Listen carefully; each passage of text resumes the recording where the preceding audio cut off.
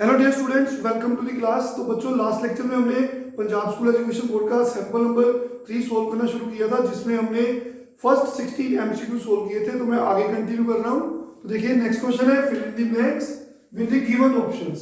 तो इसमें क्या होता है कि हमें ऑप्शंस गिवन होती है, तो ऑप्शंस की हेल्प से हमें, ये 5 और 6 है, ऑप्शंस की हेल्प से हमें क्वेश्चन सोल्व करने हैं। देखिए, फर्स्ट क्वेश्चन है, first is principal value of, फटाफट करेंगे, काफी आसान है, साइन इनवर्स -1/2 इज डैश। तो देखिए क्लियरली इसका आंसर है -π/6। तो क्या लिखेंगे? रीजन मैं बता रहा हूं। तो बच्चों, sine inverse minus theta minus sine inverse theta होता है, ये सबको पता है, ठीक है। चलो आपको फिर से एक बार वाइज करवा देते हैं। तो sine inverse minus theta, minus बाहर ले जा सकते हो, प्रॉपर्टी है ये ऐसे। तो माइनस साइन इनवर्स 1/2, ये क्या है? एंगल है। कौन सा एंगल है? साइन इनवर्स 1/2 एंगल है, जिसकी वैल्यू, हाँ जी बच्चों, साइन 1/2 कितना? साइन थीटा 1/2 कहां पे होता है? जब थीटा की वैल्यू 30 डिग्री होती है। तो साइन इनवर्स 1/2 एंगल है। कौन सा एंगल है? जिसका साइन 1/2 होना चाहिए। तो 30 डिग्री को आप रेडियंस में π/6 लिख सकते हो। तो साइन इनवर्स 1/2 एंगल है, क्योंकि साइन 30 जो है वो 1/2 होता है। This is the answer. आप इसका रीजन लिख सकते हो। अगर पेपर में कोस इनवर्स पूछते हो तो उसके लिए रिजल्ट याद रखेंगे, pi minus cos inverse theta होता है। टैन इनवर्स में माइनस बाहर आ जाता है। कोट इनवर्स में pi minus cot inverse theta होता है। सीकेंड इनवर्स में पाई माइनस सीकेंड इनवर्स थीटा होता है। कोसेकेंड इनवर्स में माइनस बाहर आता है। तो 3 में माइनस बाहर आता है, साइन इनवर्स में, टैन इनवर्स में, कोसेकेंड इनवर्स में। तो बाकी 3 जो रह गए उसमें पाई माइनस लिखा जाता है। रिजल्ट याद कर लो। अगर मान लो पेपर में वो ये पूछते कि कोस इनवर्स -1/2 लिख दो, तो उसके लिए रिजल्ट ये सेकंड वाला, ये वाला कोस वाला, तो उसका आंसर है pi minus cos inverse like this. Fine. तो पाई माइनस कोस इनवर्स 1/2, कौन सा एंगल है कि जिसका कोस 1/2 60 डिग्री। तो 60 क्या होता है? π/3। आई होप कोई भी इससे रिलेटेड क्वेश्चन आप आराम से सोल्व कर सकते हो। तो -π/6 is answer. First fill in the blanks. Second one is determinant of skew symmetric matrix of odd order is, तो ये रिजल्ट याद कर लो, सिंपली 0। स्क्यू सिमेट्रिक मैट्रिक्स जिसका ओड ऑर्डर होता है उसका डिटरमिनेंट 0 होता है। मैं आपको एग्जांपल से शो करता हूं। देखिए, मान लो कोई भी 3/3 स्क्यू सिमेट्रिक ले लो। मान लो ये मैट्रिक्स है। स्क्यू सिमेट्रिक मैट्रिक्स कौन सी होती है? जिसके सारे डायगोनल एलिमेंट्स 0 होते हैं और जिसमें aij माइनस aj i के इक्वल होता है फॉर एवरी i, j। मतलब a12 माइनस a21 के इक्वल होगा। अगर यहाँ पे 1 है तो यहाँ पे -1 होगा। अगर यहाँ पे 2 है, यहाँ पे -2 होगा। यहाँ पे अगर -3 है तो यहाँ पे 3 होगा। ये प्रॉपर्टी स्क्यू सिमेट्रिक मैट्रिक्स, ये ओड ऑर्डर की लेगी मैंने, ठीक है। तो इसके डायगोनल एलिमेंट्स तो 0 होते ही हैं, है ना बच्चों। तो ये a12 किसके इक्वल होगा? -a21 के इक्वल होगा। तो ये 2 है तो -2 -3 तो 3। ये skew symmetric matrix odd order की थी। अगर इसका डिटरमिनेंट 0 1 2 -1 0 -3 -2 3 0, इसको एक्सपेंड करके देखो। फर्स्ट को छोड़ा तो सोल्व करके यहाँ पे ऐसे आ जाएगा, प्लस माइनस।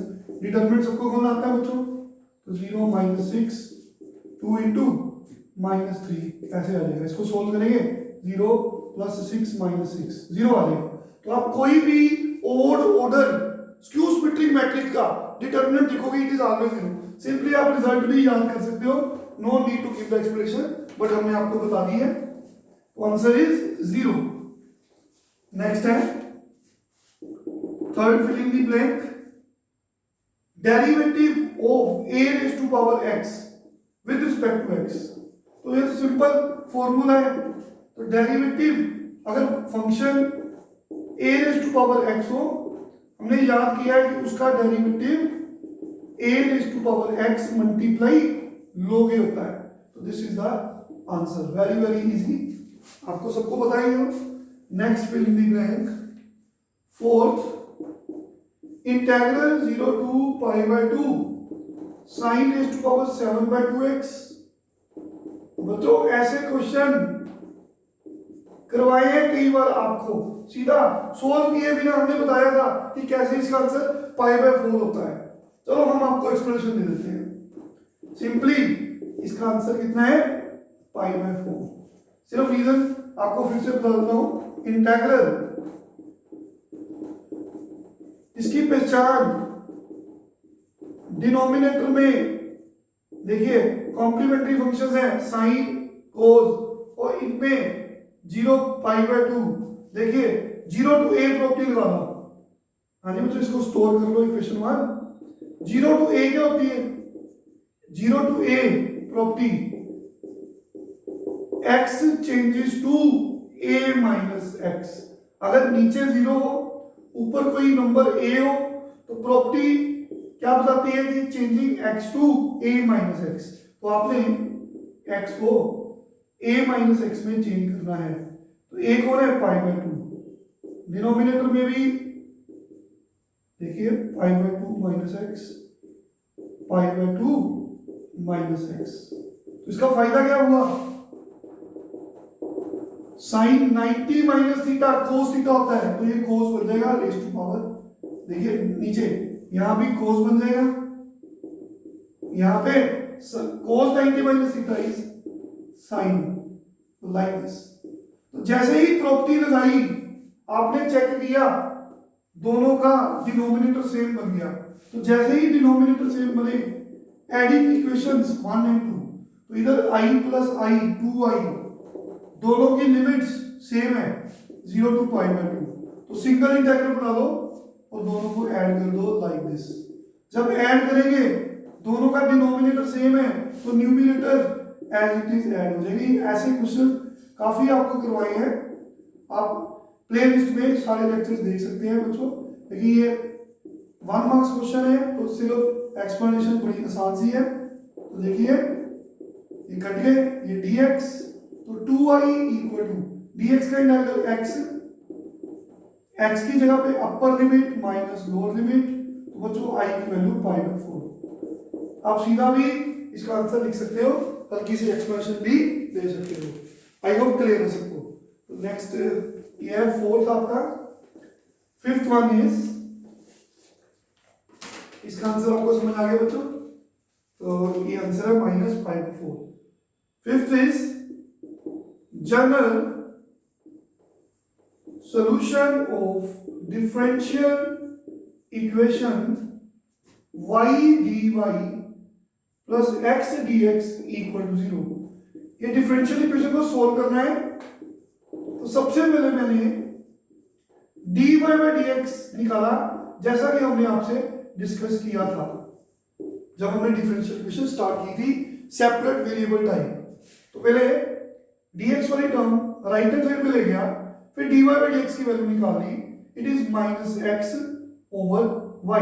तो बच्चों देखिए y वाली टर्म dy के साथ सेपरेट होगी ना, ये तो ये स्टेप ठीक से समझ आ गया, इसकी जरूरत ही नहीं पड़ी, क्योंकि y वाली टर्म dy के साथ x वाली टर्म dx के साथ, तो सेपरेट कर दिए वेरिएबल्स, फिर आपने इंटीग्रल करना है। ये टाइप कौन सी है, separate the variables then integrating, integrate किया। तो y का इंटीग्रल सबको पता है पावर रूल से, y square by 2 equal to minus x square by 2 plus constant आता है बच्चों, तो कांस्टेंट को आप c बाय 2 लिख सकते हो। नॉर्मली कांस्टेंट को c लिखा जाता है, लेकिन कांस्टेंट c है तो c by 2 is also a constant. ऐसा क्यों लिखा, क्योंकि इसके पास भी 2 है, इसके पास भी 2 है, तो so we have Y square over 2, LCM लिया minus X square plus C over 2, 2 से 2 कैंसिल हो गया, दिस वन, तो एक्स स्क्वायर ट्रांसपोज कर दिया, समझ आया सबको? तो दिस इज द आंसर। वैसे ही आपको सी भी लिखोगे तब भी आइडिया हो जाएगा कि ये आंसर है। आई होप क्लियर है, very very easy sum. Next we have sixth, fill in the blank. The inequality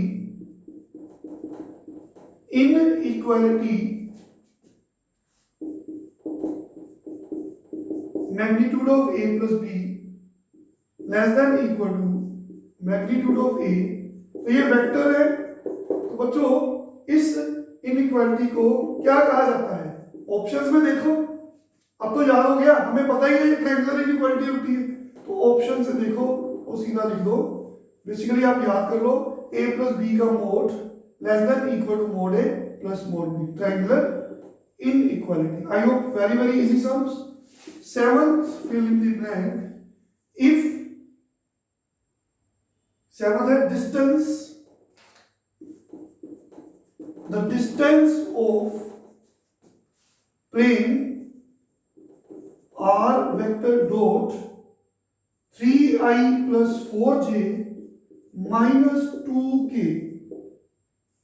equal to 5 from the origin is, तो बच्चों हम जानते हैं आर वेक्टर को हम X I plus Y J plus Z के लिखते हैं, तो therefore R dot 3i plus 4j minus 2k equal to 5 क्या बन जाएगा?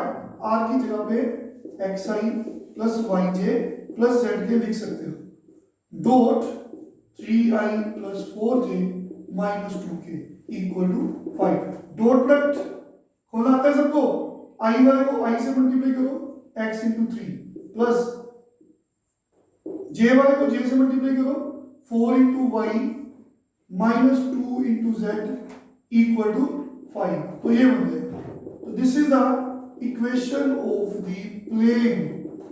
फाइन, आर की वैल्यू लिखी, ठीक है? तो डॉट प्रोडक्ट कैसे खोलते हैं? ब्रैकेट्स ओपन किया, आई डॉट आई 1 होता है, जे डॉट जे 1 होता है, के डॉट के 1 होता है, और इसी तरह से आई डॉट जे डॉट के डॉट आई, सबका आंसर 0 होता है। अब ब्रैकेट्स ओपन करोगे तो ये बन जाएगा, लेकिन डायरेक्ट क्या है? आई वाले को आई से मल्टीप्लाई प्लस जे वाले कंपोनेंट को जे से प्लस के वाले कंपोनेंट को के से मल्टीप्लाई करो, तो this is the equation of plane. हमारा क्वेश्चन क्या है? Find the distance of this plane from origin. हमने ओरिजिन से, हाँ जी, इस पॉइंट से इस प्लेन का डिस्टेंस निकालना है। तो ऐसा क्वेश्चन हम कई बार बता चुके हैं, परपेंडिकुलर डिस्टेंस फार्मूला। तो डिस्टेंस कितना होगा? ये वाला x जो है बच्चों, ये x कोऑर्डिनेट x को दे दो लाइक दिस, ये y कोऑर्डिनेट y को दे दो 4 into 0 plus minus 2z, z coordinate z को दे दो, ये माइनस 5, ऐसे ही लिखना है। सभी का mod divide by under root coefficient of x square plus coefficient of y square plus coefficient of z square. तो कितना बन जाएगा डिस्टेंस? 0, दिस इज 0 0 माइनस 5 का मोड 5 होता है, नीचे 9 plus 16 25 plus 4 29, answer is 5 by root 29। This answer is 5 by root. ऐसे sum आपको आते हैं, काफी इजी क्वेश्चन है बच्चों। तो next last 8th part of this fill in the blank. तो बच्चों ये फ्री के मार्क्स हैं, तो देखिए 8th part, if A and B are two independent events, then probability A intersection B equal to dash। तो बच्चों we have if A and B, exact लिख दो, are two independent events, then probability of A intersection B is always written as probability A multiply probability B। ये result हम बता चुके हैं, इसका आंसर है probability A multiply probability B। तो सीधा लिख दो, हम जानते हैं दो इवेंट्स इंडिपेंडेंट हो तो probability A intersection B is always equal to probability A multiply probability B। These are fill in the blanks। तो next third question true and false question है, वेरी वेरी इजी सम, चलो फटाफट वो भी कर लेते हैं। True false questions. हाँ जी बच्चों, फर्स्ट ट्रू फॉल्स, फर्स्ट है a relation R in set, कोई सेट का नाम ई रख दिया उन्होंने, is said to be equivalence, said to be an equivalence relation if and only if it is reflexive and symmetric। तो बच्चों ये फॉल्स है, इसका आंसर लिखो, इट इज फॉल्स स्टेटमेंट। क्यों फॉल्स है? बिकॉज हम जानते हैं कोई भी सेट जिसका नाम कुछ भी हो सकता है ई, वो इक्विवेलेंस रिलेशन तभी होगा, इक्विवेलेंस तभी होगा अगर it is reflexive, symmetric and transitive. तो बच्चों true statement is this is false statement. Why? Because it is only reflexive and symmetric. तो कोई भी रिलेशन इक्विवेलेंस कब होता है? जब वो रिफ्लेक्सिव भी हो, सिमेट्रिक भी हो, ट्रांजिटिव भी हो। तो इसने क्या बोला है? कोई भी रिलेशन इक्विवेलेंस कब होगा? जब वो रिफ्लेक्सिव और सिमेट्रिक हो। तो गलत है, तो सही क्या है? It is reflexive, symmetric and transitive. Next true false second. हाँ जी, if for square matrix, if for a square matrix determinant A is 0 then A is singular। yes, it is true statement। क्या लिखोगे? yes, it is true statement। ऐसे हल्का हल्का लिख सकते हो, because ऐसे लिख दो, square matrix is singular if and only if determinant, square matrix का नाम कैपिटल ए रख लो, is singular if and only if determinant of A is 0। this is a condition, हम डिस्कस कर चुके हैं। Fine, this is true statement. समझ आया सबको? तो next we have third true and false. Every continuous function is differentiable या derivable. किसने बोला है? every continuous function is drivable function या differentiable function। it is false statement बच्चों, it is false statement। why it is false statement? true क्या है? because every differentiable या derivable function, every differentiable function continues, but every continuous function, ऐसे लिख सकते हो, need not to be differentiable function। I hope clear है सबको? जैसे मोड एक्स होता है ना, एग्जांपल भी दे सकते हो, ये फंक्शन मोड एक्स है, ये कॉन्टिन्यूस फंक्शन होता है। हाँ जी, बट ये जो मोड एक्स फंक्शन है ये differentiable is not differentiable at X equal to 0, क्योंकि डेरिवेटिव मोड एक्स का एक्स ओवर मोड एक्स, तो ये 0 पे डेरिवेबल थोड़ा है बच्चों, यू कैन चेक, आप ऐसे रीजन दे सकते हो। तो जितने भी कॉन्टिन्यूस फंक्शन होते हैं जरूरी नहीं है कि वो डिफरेंशिएबल हो। हमने एग्जांपल दे दी, मोड एक्स हमेशा कॉन्टिन्यूस फंक्शन होता है, क्योंकि याद करिए इसका जो ग्राफ होता है वो कुछ ऐसे बनता है, ये कॉन्टिन्यूस है, लेकिन वो 0 0 पे डिफरेंशिएबल नहीं है, क्योंकि दो कॉर्नर पॉइंट्स बन रहे हैं। आई होप क्लियर है सबको? ठीक है बच्चों, तो दिस इज द आंसर। ये बोल रहा है कि सारे कंटिन्यूस फंक्शन डाइगोनल होते हैं, हम बोलते हैं ये फॉल्स है, क्योंकि सारे डिफरेंशिएबल फंक्शन कंटिन्यूस होते हैं पर सारे कंटिन्यूस फंक्शन डिफरेंशिएबल नहीं होते। कोई भी फंक्शन डिफरेंशिएबल है तो ऑब्वियस है वो कंटिन्यूस होगा, पर अगर वो कंटिन्यूस है तो जरूरी नहीं है कि वो डिफरेंशिएबल होगा। तो डिफरेंशिएबल हायर स्टेट है, अगर आपने +2 की है वो डिफरेंशिएबल फंक्शन है, तो आप 10th करके आए हो, ठीक है, तो वो कंटिन्यूस है। अगर 10th की है तो जरूरी नहीं है कि +2 करोगे, तो कंटिन्यूस लोअर लेवल है, डिफरेंशिएबल ऊपर का लेवल है। आई होप क्लियर है सबको। तो फोर्थ पार्ट वो बोल रहा है integral dx over √1 - x square इसके इक्वल होता है। तो बच्चों ये फॉल्स है, व्हाई? बिकॉज देखो इसका इंटीग्रल ये तभी होगा अगर इसका डेरिवेटिव ये होगा। चेक कर लेते हैं, फॉल्स, बिकॉज हम जानते हैं साइन, इसका जो इंटीग्रल है वो साइन इनवर्स होता है, क्योंकि साइन इनवर्स का डेरिवेटिव ये होता है।